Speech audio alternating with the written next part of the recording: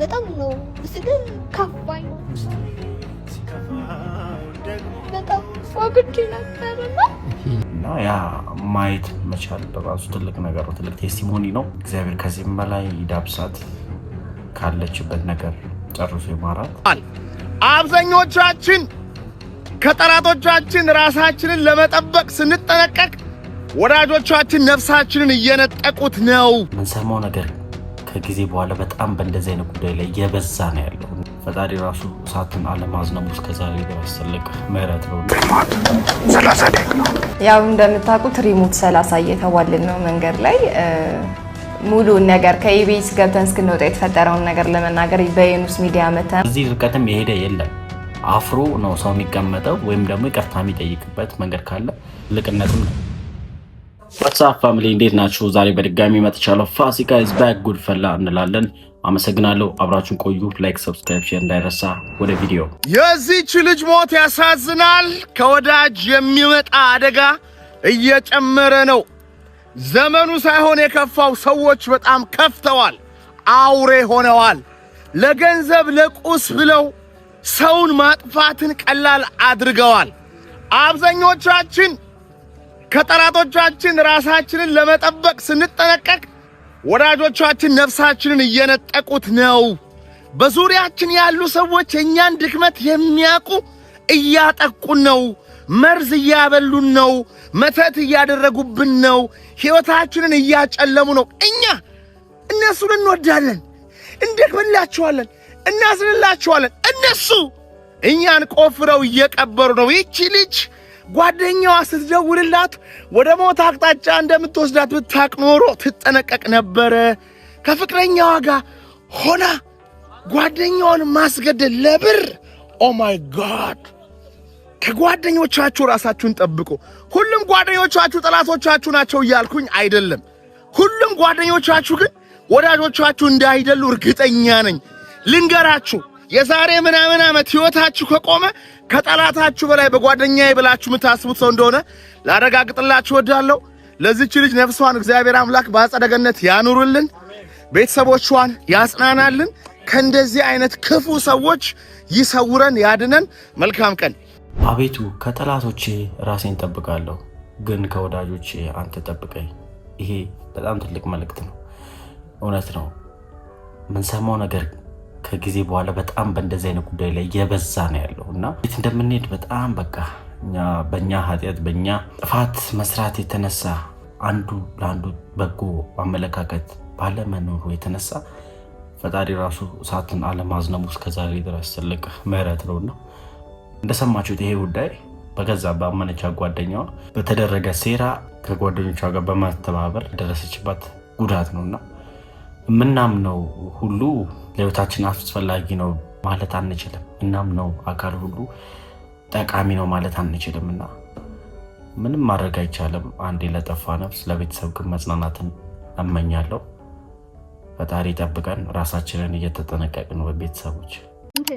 ነገ ሊሆን ፋሲካ ዛሬ ቤት በቃ እናቴ ነጭ ሽፎን አሰፊልኝ ብዬ ከዛ እህቶቼን ደግሞ በቃ እንዳመጡ ምግብ ምናምን ስሩ፣ እንደዚህ ስሩ ምናምን በቃ ነገ ተዝናንቼ ነው የምፈልገው ምናምን ብዬ አፎሚያ የምትባል ጓደኛ ነበረችኝና ከዛ ጋር አውርተን ምናምን ከዛ ምንም ችግር የለውም ማስታገሻ ተወክተንም ቢሆን ወርደን እንቅልፋችንን መጥቶን ቢሆን ምንም ኦክሲጅን የነዳንም ቢሆን ሄደን እናከብራለን። አመት ማሳባባል እታች አይ ከዛ ቀን የተላከ ሄደ ምርመራ ነበረና ለሊት 6 ሰዓት አካባቢ ሆኗል። እኔ እዛን ሰዓት በጣም እያመመኝ ነው። ከዛ ሄዳ ዶክተሩን በእናትህ ዶክተር ውጤቱን ይልኝ አንድ ጊዜ አለችው እናቴ። ከዛ ሲያየው ፖታሺየም የሌለ በቃ ወርዷል ማለት ነው። የመጨረሻ ደረጃ ደርሷል ሁሉም ነገር። ከዛ እኔ አመት ባሉን ብዬ ልግባ በእናታችሁ አልኳቸው። አይሲዩ ምናምን አስመትተሽ ነኝ ምናምን ሲሏት ማለት ነው። ከዛ እያጣደፉ ኦክሲጅንን እየገፉ ወሰዱኝ። የበዓሉ ቀን አይ ነገ ሊሆን በዓል ዛሬ ሌሊት ከዛ ወሰዱኝ። ማሽን ምናምን እዚህ ጋር ሰካኩልኝ፣ ኦክሲጅንን አደረጉልኝ ምናምን። መድኃኒት ካኑላ አንድ ካኑላ ብቻ ነበር የነበረኝ። እዛ እዚህ እጄ ላይም እግሬ ላይም ካኑላ አደረጉና በ3 ካኑላ መድኃኒት ኪሴል የሚባል መድኃኒት መስጠት ጀመሩ። ደግሞ በጣም ነው የሚያቃጥለው፣ በጣም ፔን አለ። ከዛ ደግሞ እዛ ሆነ ደግሞ እዛ ያሉትን ልጆች ስታይ ደግሞ ተመስገን ትላለህ። ምክንያቱም በማሽን ብቻ የሚሉ አፋቸው ምናምን አክታቸው ምናምን ማውጣት ማይችሉ ልጆች አሉ።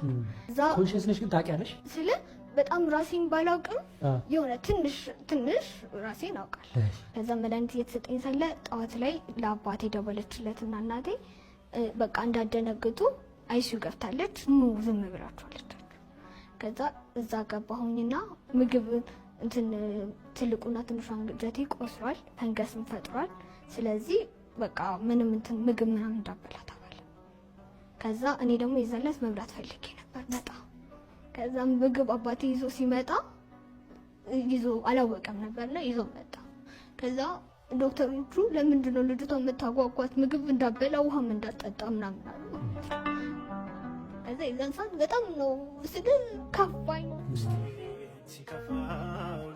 በጣም ፏግቼ ነበርና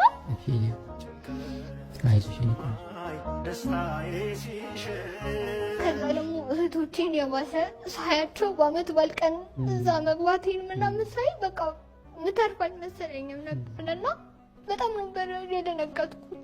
እነሱም በጣም ውስጣቸው ተነክቶ ነበር፣ እንባቸውን መቆጣጠር አቅቷቸው ራሱ አላወሩኝም ነበርና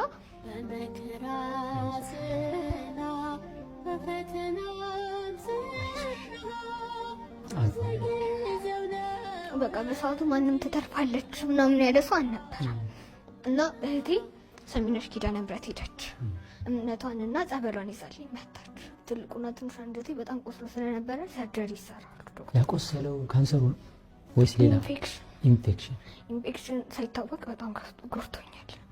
ለዛ ሰርጀሪ ይሰራ ምናምን እያሉ ሳለ ዶክተሮቹ ምግብ እንዳበላ ውሃ እንዳጠጣ ወደ ሳምባዋ ይሄዳል፣ ሳምባዋ ውሃ ይቋጥርና ይላል ብለዋል። ከዛ ግን እንደዛም ሆኖ እናቴ የሰሚነሽን 1 ማንኪያ ማርና ጸበል ትሰጠኝ ነበር ጧት።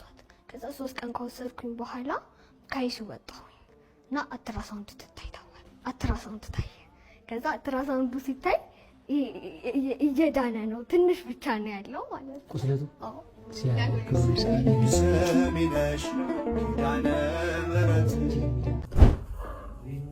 እንግዲህ ስሜት የሚረብሽ ከአንዲት ትንሽ ልጅ አንደበት በጣም ብዙ ያልጠበኩትን ነገር ነው የሰማሁት። እውነት ለመናገር ማለት ምኑን ገልጬ ላብራራላችሁ?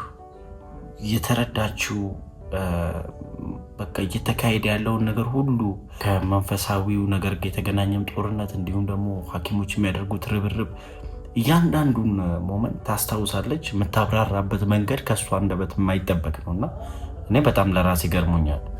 እንደዚህም አይነት ነገር ይሄ እግዚአብሔር አእምሮን ሲከፍት ነው እንጂ በዚህን ያህል ደረጃ ራስን አውቆ ማስተዋል፣ በዚህን ያህል ህመም ውስጥ እያለፉ ምንም ቢሆን ራስን ማወቅ በጣም ከባድ ነውና ይሄ የእግዚአብሔር ስራ ነው እውነት ለመናገር። እና በጣም በቃ ያመነችው እምነት አለ፣ እምነቷ በእግዚአብሔር ላይ ደግሞ በጣም ጥብቅ ግንኙነት ስለፈጠረ በቃ ያ ትልቅ ነገር ነው ለሷ፣ ትልቅ ሪሊፍ አምጥቶላታል በጤናዋም ላይ። እና ያ ማየት መቻል ራሱ ትልቅ ነገር ነው፣ ትልቅ ቴስቲሞኒ ነው። እግዚአብሔር ከዚህም በላይ ይዳብሳት፣ ካለችበት ነገር ጨርሶ ይማራት። መትገርም ለብዙዎች ተምሳሌት ሆና የምትበቃ ልጅ እንደምትሆን ይሰማኛል፣ ይታየኛል። እና ትልቅ አራያ ነች ብዬ አስባለሁ። ሰሞኑን እንተዋወቃለን ኢቢኤስ ላይ ጨዋታ የሆነ ነገር ተፈጥሯል። በእኔና በባለቤቴ ምክንያት አንደኛ እንዳልወጣ ሆነናል። ያንንም ተከትሎ ደግሞ የተያዘብን እንትን አለ። ሪሞት 30 የሚል ስያሜም ተሰጥቶናል። እንደ አጭበርባሪ፣ እንደ ሌባ፣ እንደ ሌላ ነገር እንደ ባለጌ ሰው ታይተን ምናምን ነገር በዚህ ምናምን ሰፈር ላይም ቫይራል ስለወጣ ይህንን ነገር ከልብ ያለውን ቆይታ ኢቢኤስ ውስጥ ያለውን ነገር የእውነት ስለምንነግራችሁ በዩኑስ ሚዲያ ላይ ቀርበናል። ሪሞት 30 ነው። ያው እንደምታውቁት ሪሞት 30 እየተባልን ነው መንገድ ላይ ሙሉ ነገር ከኢቢኤስ ገብተን እስክንወጣ የተፈጠረውን ነገር ለመናገር በዩኑስ ሚዲያ መተናል። ሁሉንም ነገር እንነግራችኋለን፣ የተፈጠረውንም እኛ ያልንበትንም ምክንያት እንነግራችኋለን። በዩኑስ ሚዲያ ጠብቁን። ሪሞት 30 እነኚህን ደግሞ ከየት ነው የመጡት? በእግዚአብሔር ምንድን ነው ሀሳባቸው? በቃ ውርደታቸውን አምነው ተደብቀው መቀመጥ እኮ ነው ያለባቸው እንደዚህ አይነት ሰዎች። ምንድን ነው የሚፈልጉት? አሁን ደግሞ ወጥተው ሚዲያ ላይ ወይስ ማፈሩ ከኛ ነው?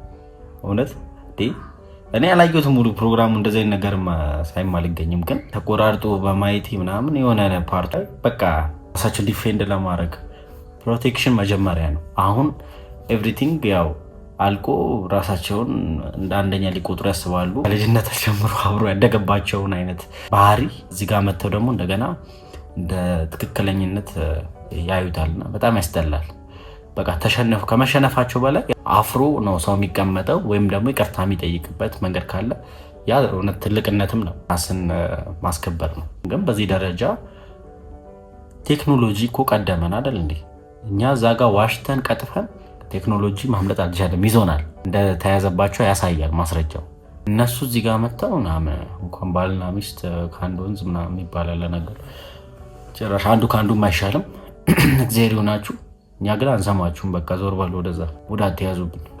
ቀጥላለን ወደ ቀጣዩ ቪዲዮ። ሰላም አረፍ በል። ለየቱ ሙያ ነው የመጣነው? አስተማሪነት። ቆየ እኮ አስተማሪ አንፈልግም፣ አሁን ዶክተር ነው የምንፈልገው። ይሄ ነገር ለእኔ ብሎታል ማለት ነው። የሚገርመው በአንድ ጋር ሁለት ነገር ነው የማገለግለው። ዶክተርም ነኝ። ዶክተር ነህ? ዶክተርም አግኝተናል፣ መምህርም አግኝተናል። ምግብ ዝግጅት ነው የምንፈልገው። ሼፍ ነው። ረጅም ዓመት ምግብ ሰርቻለሁ። ቀኑ በአንድ ራስ 3 ምላስ ብየዋል። ለእኔ አይደለም ዛሬ አንተ አይደለም ቀኑ። የኔ አባት ተሳስቼ ነው፣ የአፍ ወለምታ ነው። እኛ የምንፈልገው ፓርኪንግ አገልግሎት የሚሰጡ ሰዎች ነው። እንደኔ የሚያስተናግዳል እንዴ? ፓርኪንግ ሰፈሩ እንዳለ እኔን የሚያቀኝ የፓርኪንግ እኮ ነው ሲጀምር። ኦኬ እስቲ አይገርም። አሁን ቴክስት ገባ፣ ፓርኪንግ አግኝተናል። ሶሪ ጎደለን። የመጨረሻው ስራ ጥበቃ ነው። ኧረ ጥበቃ መሆን አሉ ነኝ። አንድ ነገር ዝር አይልም እዚህ ግቢ ውስጥ አንድ ነገር። ብሩ እንዴት ነህ? ባት ራሱ እኮ ደውሎልኝ አያውቅም። አይገርም። ተጠፋው ክርስትናውን አንተ በላ አይደለ? እሺ ምን ነው